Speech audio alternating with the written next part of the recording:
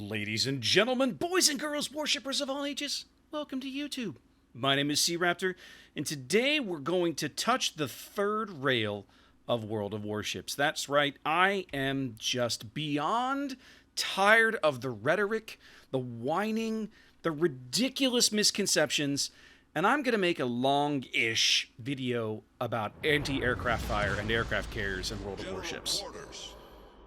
And I'm gonna get used to this right now. I'm gonna be pausing this video at various points, guys, and just talking, okay? Because there's a really, we need to have a serious conversation about this. I see so many players so salty about anti-aircraft fire in this game. It's clear that there are just gross misconceptions about its purpose, okay? About what it does, how it functions, so on and so forth. All right. And I feel like it's time that we had a chat about this. I play aircraft carrier. I am not a very good aircraft carrier player. In fact, I'm really proud of the game you're about to see because I believe if I were to go check, it's probably my personal damage record in Midway 5 years into the game. Okay. So this is not a tutorial on how to play aircraft carrier, but I'm going to stop this video at varying points and talk through things because I feel like people need to understand what my opinion of what AA purpose, the purpose of AA is. I won't pretend that I'm speaking for wargaming, but I'll give you my perspective on it, and I think there's a lot of gross misconceptions about it because people think that it's supposed to make them immune to planes, and no, that's not how this works. That's not how any of this works, and it's not how it's meant to work. So, let's talk. Starting here on Northern Lights, I'm on the south spawn. I do what you do when you play a carrier. I grab the rockets for a little early scouting. Now, I'm not really out here looking for destroyers. I kind of am, but the new rocket reticles make it much more difficult, and I'm going to pause this again real quick. The new rocket reticles that were introduced a couple of patches ago make it much more difficult to land massively devastating strikes on destroyers with rocket planes. Can it happen? Yes, but it requires RNG to bless you in ways that I can't even begin to imagine. Doesn't mean you can bully them, you can threaten them, you can force them to reposition, and you can spot them, which is the big thing, of course, providing that in a random battle you have a team with enough brain power to know how to shoot at a destroyer, which is not always a guarantee, believe me. So again, with the rockets here early, just kind of derping around looking for some early spotting, and as I get going, I stumble on this Edinburgh. I have a little bit of a moment of panic here. I press the button for an attack run, he goes bow into me, I launch some crappy rockets, I get about 1,000 damage out of that crap, and I'm like, nah, forget this, we're bailing out of here. Now, I'm going to pause this again real quick because I want you to look at something. Actually, I'm going to let it go just a little longer. Right there. Okay, look in the distance. You see now I have 4 planes. I had a squadron of 9 that started that attack run. I got 1,000 damage out of it, and for my 1,000 damage, I lost 5 aircraft. Okay, 4 or 5 aircraft. So we're going to be talking over the course of this game in terms of trading planes for damage, because that is how aircraft carrier works, okay? Trading planes for damage. And the purpose of anti-aircraft fire in World of Warships is to cause the carrier player to give up resources, i.e. planes on his deck, to achieve damage, which is honestly about the only thing a carrier can really do, although he can project power in odd places. There's some other ancillary objects, ancillary things that he can be doing, right? But it's really, when you play a carrier, it's about spotting, and it is about damage. That's pretty much it. A board position, board control is not something that a carrier is often able to flex in a lot of different ways. All right, so let's get moving again. All right, so this early drop with the rockets there, you see I traded 5-ish planes for a little bit of spotting information and about 1,000 damage. From my perspective as the carrier player, that is a terrible drop. And here's why. I'm going to press the Alt key, look along the bottom row here. You see there, it's going to take me a minute to regenerate, more than a minute to regenerate one of those rocket planes, okay? I don't have a full squadron right now. I'm pulling back 4 planes. And yeah, so I just gave up probably 4 to 5 minutes worth of plane resources for 1,000 damage and a little bit of early info.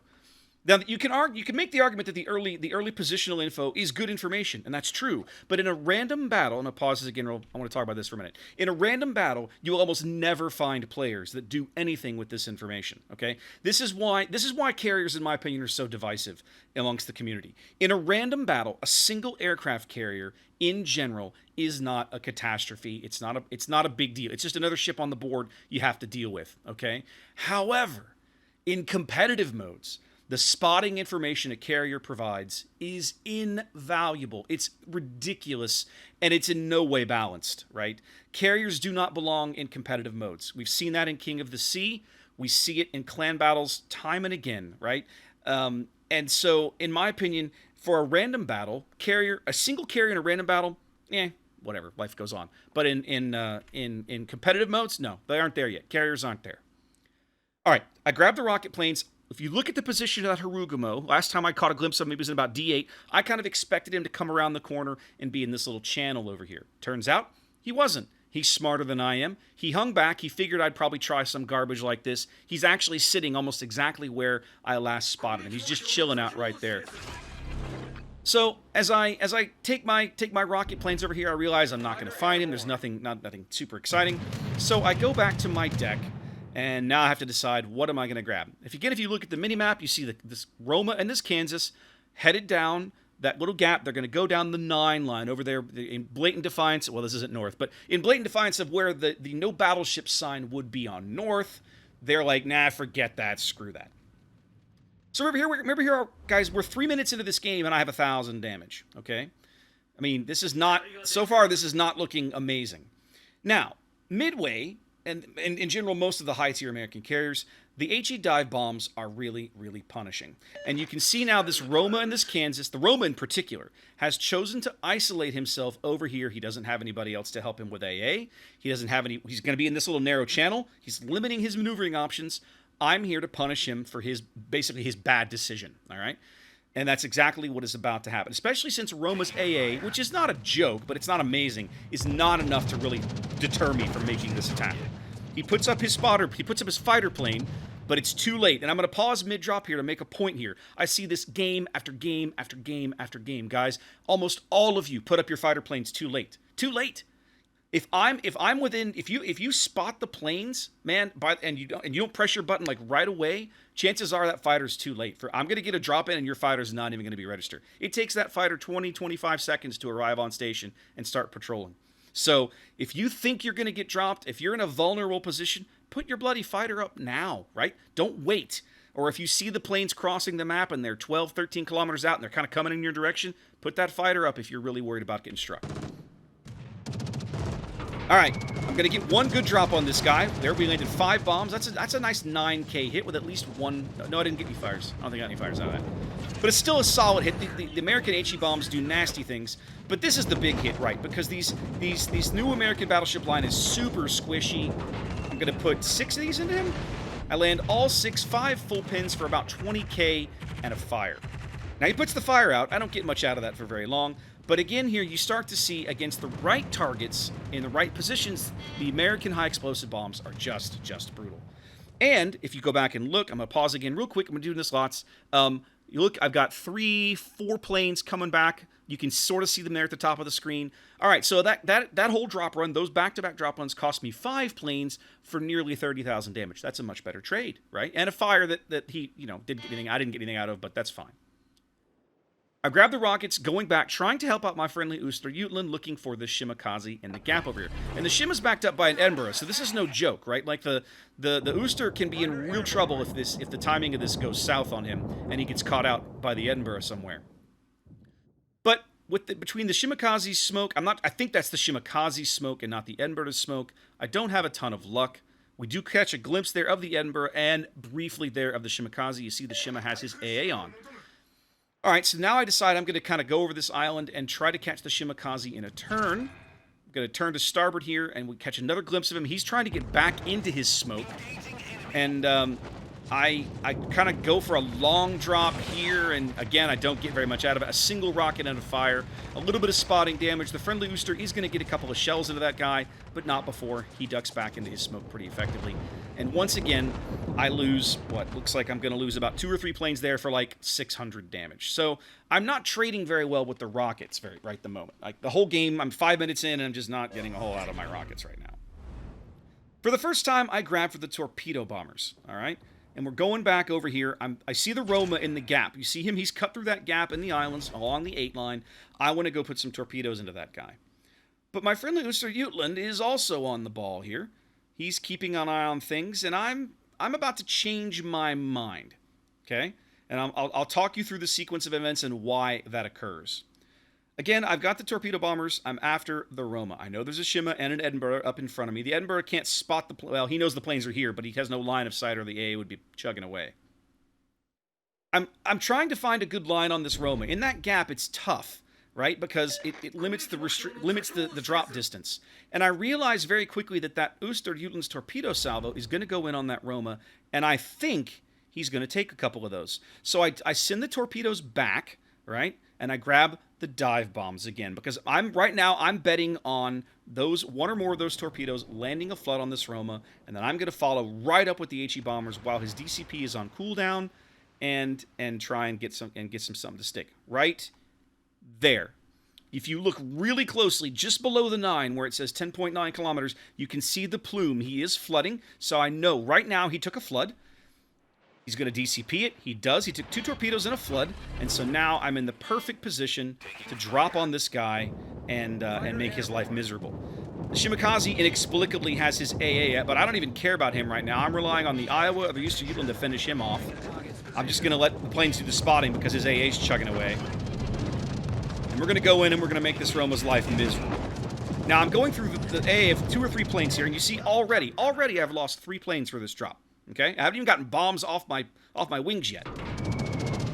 This is a really good hit. You see there 12,500 damage. Plus a fire. That fire's going to stick for a while because we know he just burned his DCP, as my team has cleaned up the Shimakaze behind me. So, yay. Spotting damage was useful. Team did shoot at destroyers. That's nice. Always nice to see. That doesn't always happen. Come back in for a stern run. I want to get one more bomb drop on this Roma. There's my 4th plane loss for this drop. I'm about to suffer my 5th plane loss. Once again, guys, look, he's just now putting his fighter up. It's too late for this. Too late for this, guys. And bam, another drop.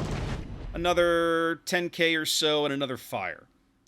So, again, so far, I'm getting the lion's share of my work out of my bombers because I've made good choices about when to utilize them and what target to pick on. Again, the Roma, right? I know Roma's AA is not amazing. So I lost 4 or 5 dive bombers for that run there. And again, I'm on about, I got about 30,000 damage out of it. Plus those fires that are still ticking up. You see there, my damage in the top right continuing to tick.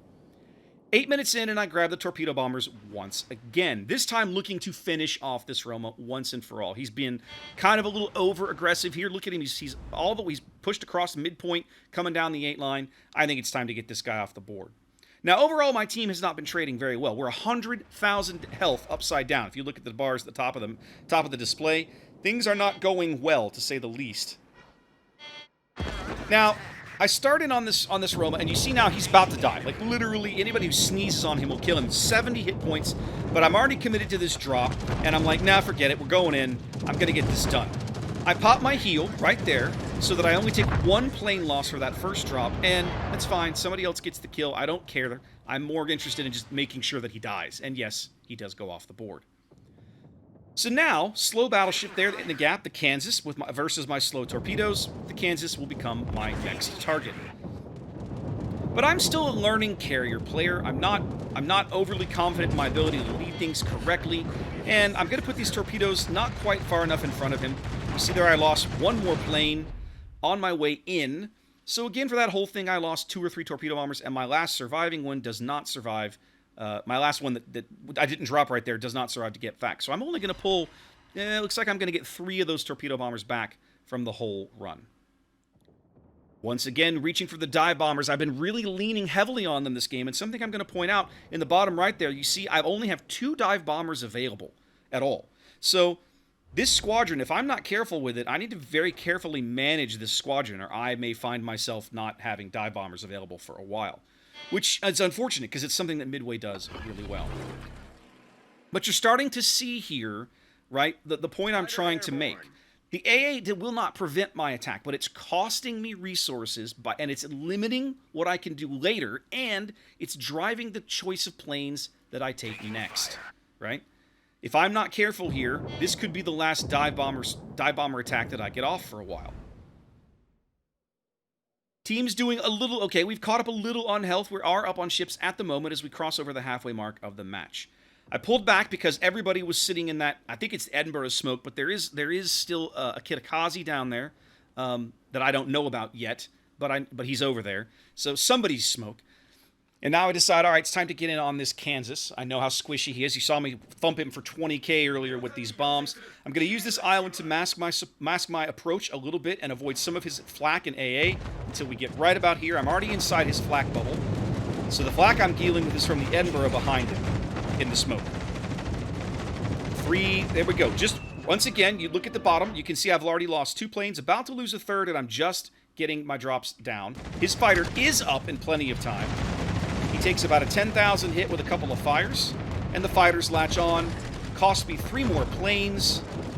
So now I'm down 6 or 7 planes for this drop, and between all the AA fire of 3 ships, I will actually not survive to get any more of those planes on the ground. So, for my 10,000 damage there, I coughed up an entire 12-plane dive bomber squadron. Not a great trade. Even though that fire has stuck, that was bad. That's just bad.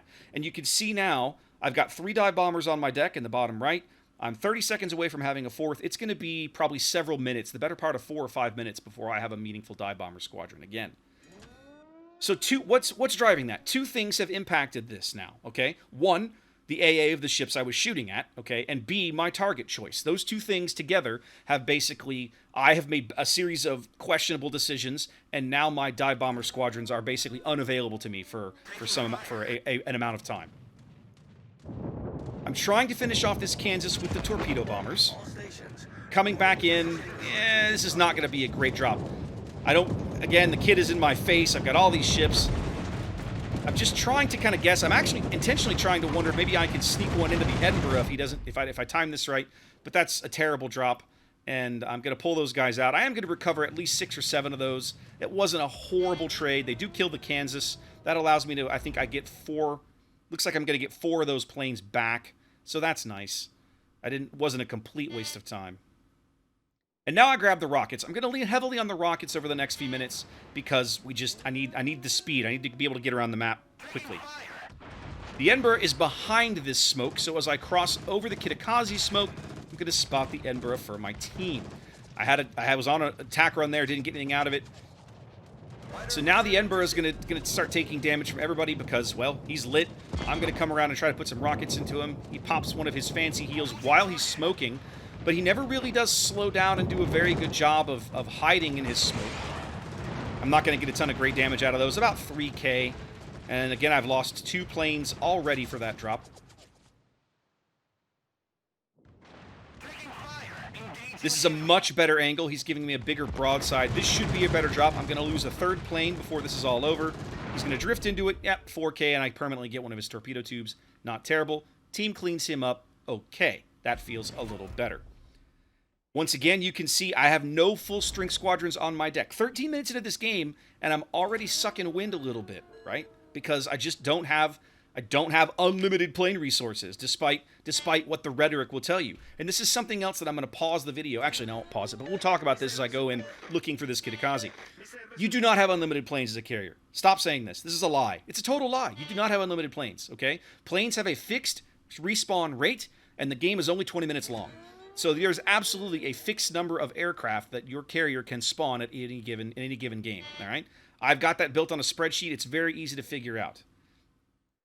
Now, something happens here I don't expect. The Kitakaze is out of his smoke when I overfly him. And so I don't really get a drop-off, but my team, blessedly, especially this Salem over here, that I don't do a very good job protecting, does, whatever. They spot him, they clean him up, and he goes off the board. And just like that, we're actually up 3 ships and have caught up on health. And that feels significantly better. Now, with the rockets in hand and my remaining bombers kind of questionable, you can see there that I could grab the torpedo bombers if I wanted. There's only 3 enemy ships left for me to hunt. One is this Mogami, and that's who I'm looking for over here in the gap along the 5 line. The enemy Richthofen, you see there in about E7, has taken a very aggressive position, kind of up against that island in between the 2 cap circles. And the enemy Yamato is back in the distance, way back in about D3, and I'm not worried about him right now. His position is not very critical. I'm working over the Mogami because I have the rockets and because I know this attack will not cost me a whole lot. I will lose a couple of planes. I'm okay with this. because it's a Mogami. His AA power is middling at best. I'll put about 7-8K into him. I'll chunk him down a little bit. Looks like I get about 9 between the rocket salvos. I'll pull those guys out and put them back on the deck. And so now I've got an understrength dive bomber squadron, but look where that Richthofen is. I know that I'm going to be able to get a decent approach from him over the island, and that will shelter me from some of his AA, or at least help mask my approach a little bit if I play this correctly. Plus, this allows me to get up in front of him and dump a fighter. I'm sorry, in front of this friendly Amalfi and dump a fighter and try to keep him alive, right? I haven't done a very good job of that this game, keeping my teammates alive from these planes. So I need to be doing better, and that's my attempt to do so right there. So you see there, I get all the way inside. I get about a full kilometer inside his AA bubble before I'm able to drop. Before his AA picks me up, I should say. I lose 2 planes, 3 planes just to get to this point.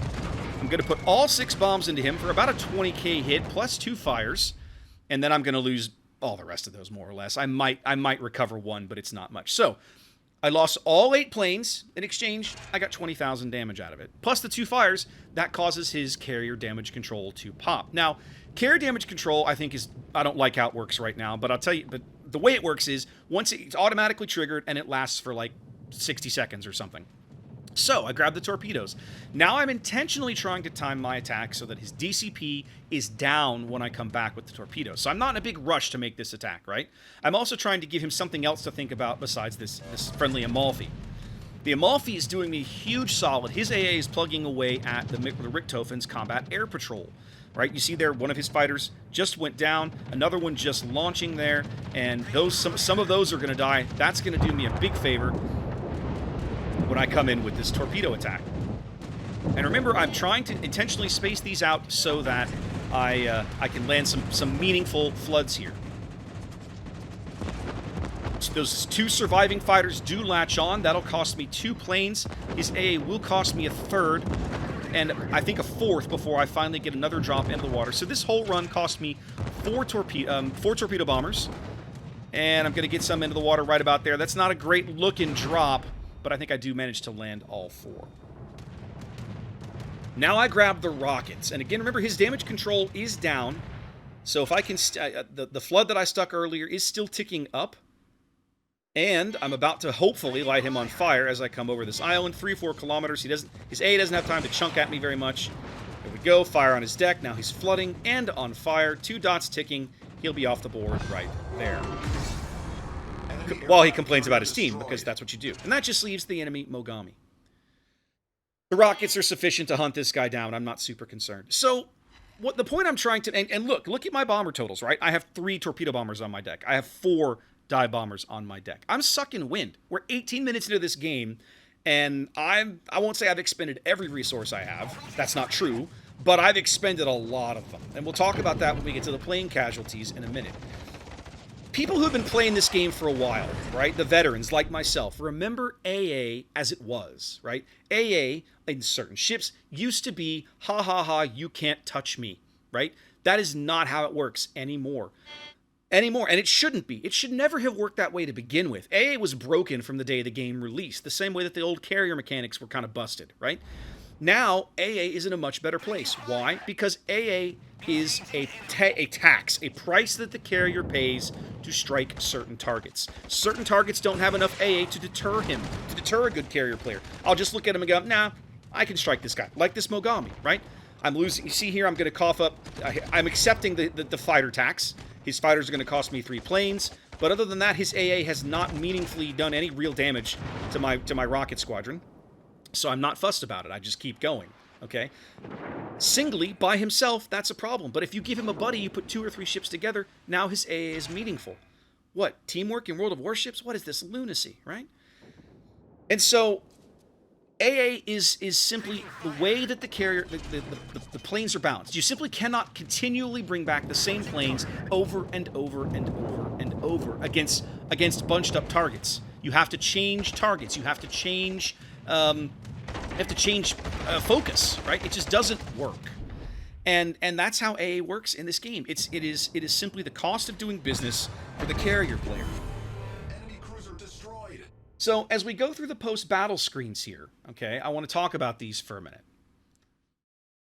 All right. So you see there, I mean, I was I was working on Midway Legendary modules, so that's with a whole bunch of cache cache things in the flags and so on and so forth. So don't think that's normal, right? I don't normally earn a million credits doing this.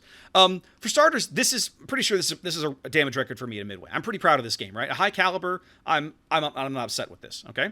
I did come out as top XP, 1900. I mean, again, for me in a carrier, this is unusual.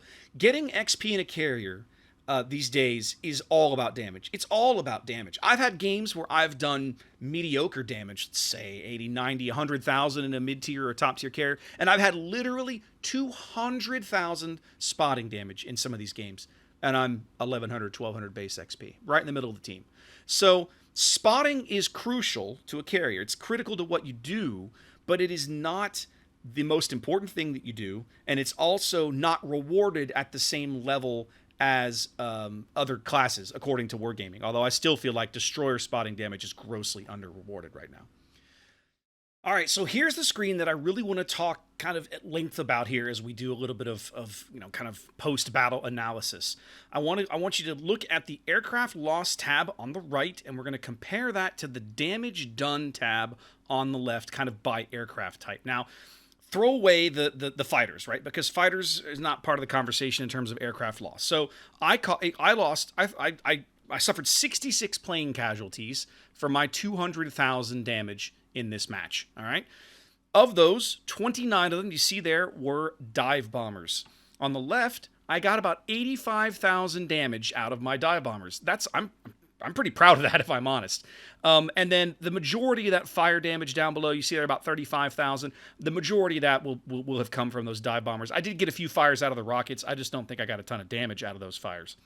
So all in, let's call it probably, say, 105, 110,000 damage out of the dive bombs for 30 bombers.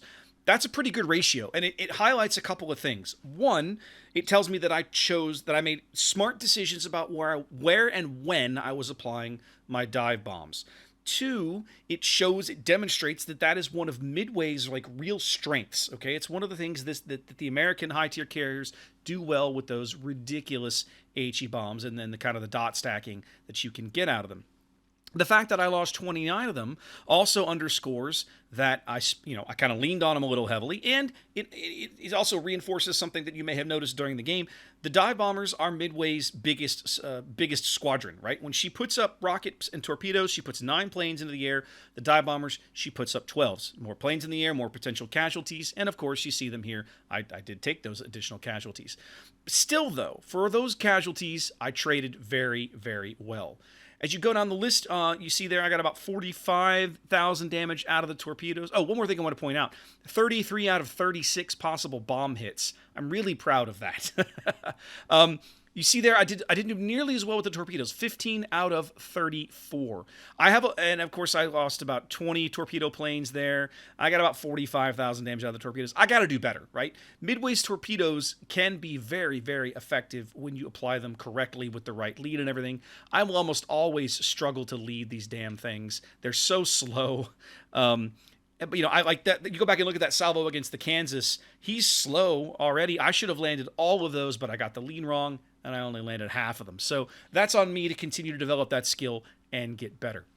And the rockets you see there, I landed 97 out of 300 possible for about 35,000 damage. The majority of that damage going into the enemy Mogami. I harassed him with the rockets quite a bit. A little bit of chip damage on the Edinburgh and the Shimakaze. So rockets, Midway's rockets, the HVARs, I use the HVARs almost exclusively now on the American carriers. The reticle changes have really reduced what you can get out of these rockets. They're still useful. You see them primarily against like light cruisers, or just cruisers in general. They can be quite effective. They're less reliable against destroyers than they used to be, and that's a good thing because they were too reliable against destroyers previously. That equation has now definitely been rewritten to everyone's benefit, in my opinion, because it was silly before. So all in, I traded 66 attack planes, bombers of varying kinds, for my 200,000 damage. I feel like I did pretty well here. But you saw there by the end, by leaning on the dive bombers so heavily, driving them into situations where they were taking a lot of damage, some high risk situations, 3 and 4 ships clumped together where I'm just taking all that stacked anti-aircraft fire. I took pretty extreme casualties. So I still could have managed my plane losses better than I did. That's, to me, you hear people talking about how, there's no skill in playing an aircraft carrier. I completely disagree. It's simply a different set of skills than you acquire playing a surface ship. When you play a surface ship, right, I'm focused on bounce angles and position and deck armor, right? When I'm a cruiser, I gotta really have a good understanding of the deck armor of the targets that I'm firing at to know if I'm going to get full HE pens. When you play an aircraft carrier, it is honestly similar things, but not the same. I have to be looking at, what's the potential top speed of a ship. That tells me how much kind of lead I have to give it when I attack it. The approximately the amount of time it takes my ordnance to arrive on target, right? Proper lead. That's a skill you develop through doing that no book can teach you. Deck armor, again, what can my HE bombs pen? What can my AP bombs pen, depending on what carrier I'm playing? So the idea that there's no skill in playing a carrier is demonstrably false. However, it is simply a different skill set that you have to acquire through experience, the same way you did acquire all those same skills playing surface ships.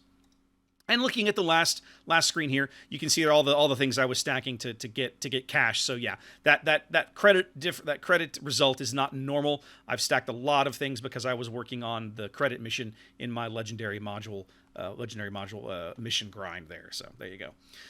But yeah, guys, so again, the big takeaway I want everybody to come away with here is look, anti-aircraft fire is not immunity. It should not ever be immunity. It isn't, and it shouldn't be. And that's one of the big fixes and changes that's come out of the carrier rework, okay?